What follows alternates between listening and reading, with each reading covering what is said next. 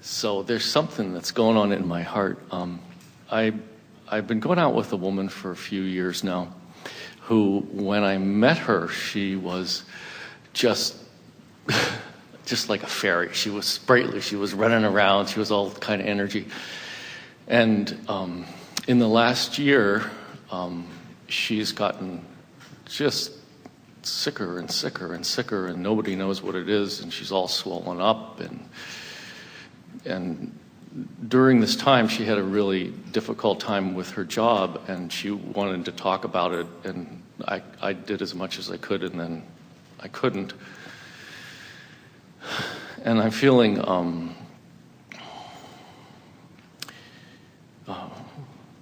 I feel really badly about it. I try to give her back rubs and head rubs and fuss over her because I care deeply about her, and at the same time I'm scared. I'm scared for her. It's a fine line between giving comfort to someone and focusing and therefore adding power to something unwanted, isn't it? Yes. Do you believe that you create her reality? No. But it's not easy not to be an observer of it, is it? It's not. And honestly, part of me just wants to run away and go like, oh my God, because for the longest time it was like, as she talked, we used to be able to talk, and it was a lot of fun to talk about Abraham and all kinds of things. And then this stuff came in more and more and more, and I felt like more and more like not knowing what to do. And at first my response was, I'll do healing things with her, and that seemed to help a little bit, but it seems like she's gotten worse and worse. And I mean, I listen to you guys 12 hours a day, I mean, really, I got the earphones and my... That may be your problem. She may need some attention.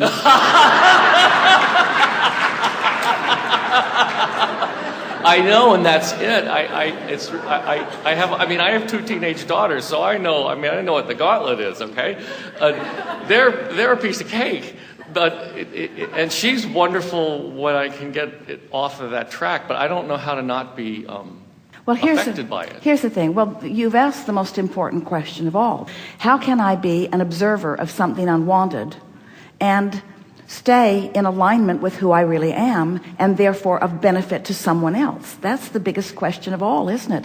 How do I explore variety when something's up close to me and unwanted? How do I focus upon someone that I care about who's experiencing something that they don't want to experience and I don't want them to experience without my vibrational alignment with who I am taking a beating? And then you ask another question, and how can I give them the undivided attention that they seem to want and maybe even deserve? And we say, you can't have it both ways. You cannot give your attention to something unwanted and stay in vibrational alignment with what is wanted. And so whenever you're in a jam like that, your obvious, to us at least, remedy is to go as general as you can. Because the specifics that are up close to you are clearly depicting unwanted things. So you have to step back from it far enough that you can get a more general look at it. Maybe by projecting off into the future, by thinking in terms of the future getting better, things will get better. Because there's a difference between saying, as you look off into the future generally, things will get better, and looking at things specifically, things are not getting better, things are getting worse. So you have to decide what feels better to you, the stance that feels better to you. This really speaks to something that is so at the heart of why most people don't stay in their vortex more, why most people don't allow themselves vibrational alignment with all of their power. You feel a responsibility or a commitment to be there as an observer, to be there as a partner, to be there as a back rubber, to be there for someone who is not in the place that they want to be. And we want to say to you that you can't have it both ways. You cannot focus on unwanted and be a catalyst to anything that is wanted. And then you say, well, that doesn't square with all of the other things that are important to me, because I want to be a good partner and I want to be a good supporter. And we say, then you have to define for yourself, what is the support? What is the partnership? What do you really have to offer anyone? And we want to say to you that what you have to offer anyone is your attention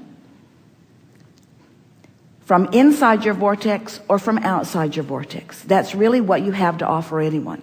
When you're offering behavior like the back rubs or even the words or the sympathy, you can offer it from inside your vortex or from outside your vortex. You can offer it from your core grid or from something that is not your core grid. And so what you've got to do is find a way to find a stance that will allow the path of least resistance to reveal itself to you in the most powerful and productive of ways. It's a hard thing, we acknowledge, to be in a situation where you're observing something unwanted and withdraw your attention from it. In fact, it doesn't feel very good to the other one. If you were to run away, or even if you were to try to change the subject, it does not feel good to the other one. So don't change the subject. Stay on the subject. Just stay on it in a more general way. It is our promise to you that as you get more general about it, in other words, things like, this too shall pass, or I know that you're going to work your way out of this, or I'm loving all of the time that we've been spending together, or there have been plenty of people have been where you're standing that have moved through it, and I believe that you will too. In other words, find your general statements that feel good to you, and don't allow yourself to be drawn in to the drama and the trauma. Yeah. And there probably will never be another situation that is as poignant for you, but it's really what we're talking about all day, every day, no matter what the subject is. You have the ability to focus, and you can tell by the way you feel how you're doing in that focus.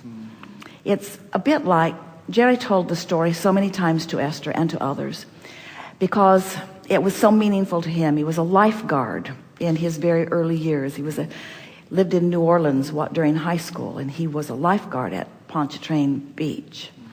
And he was instructed that there may be a time that you'll be out there in the water with someone who is thrashing about, and they will be impossible to subdue and to bring in.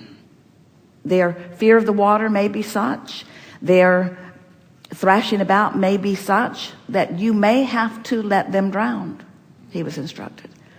And he protested, then what's the point of being a lifeguard? And his instructor said, because if it's going on like that, you will drown too. And there will not be another opportunity for you to be of advantage to anyone. Now that sounds like harsh words, but it really is a bit what deliberate creation is about in this sense. Unless you are selfish enough to demand of yourself your personal alignment, then you have nothing to give another one. And you cannot find personal alignment ever, not one time ever, when you're looking right at something unwanted. So if you stand back and you realize, parents have said this for years, and it's what sort of soured you on this, is they get out the paddle and tell you it's for your own good. But it's sort of like that. For your own good, I am looking at you in a more general stance where I can find the true alignment with who you are. And more important, I can find the true alignment of who I am, because I care about you a great deal. And alignment must come first before I have anything to give you. And then just don't let yourself get sucked into the details of that take you from it. It sounds harsh when you're out of the vortex. It sounds like the only thing that works when you're in the vortex. It sounds like not love to someone who's outside the vortex, and it's the only thing that is love. You have to understand the source energy is looking at everyone who's having this experience. Source energy is there. Source energy is always reaching out to everyone who's asking for anything. Source is standing in the vortex, holding the vibrational patterning, holding the path of least resistance that is evident to them if they will get tuned to the vibrational frequency of that. And so you just have to ask yourself, as a healer, how do I stand? Where do I stand on the spectrum of healingdom? We like to make up words in relationship to where source energy stands. Where do I stand in that arena? And we say, you stand as a representative of the source energy that is offering energy of well-being. You stand as that representative. And source is flowing it to them. But source cannot make them receive it. And neither can you. All you can do is hold yourself in the best place of alignment that you can and allow the path of least resistance to follow through. And what a wonderful thing it is to watch that grid begin to fill in.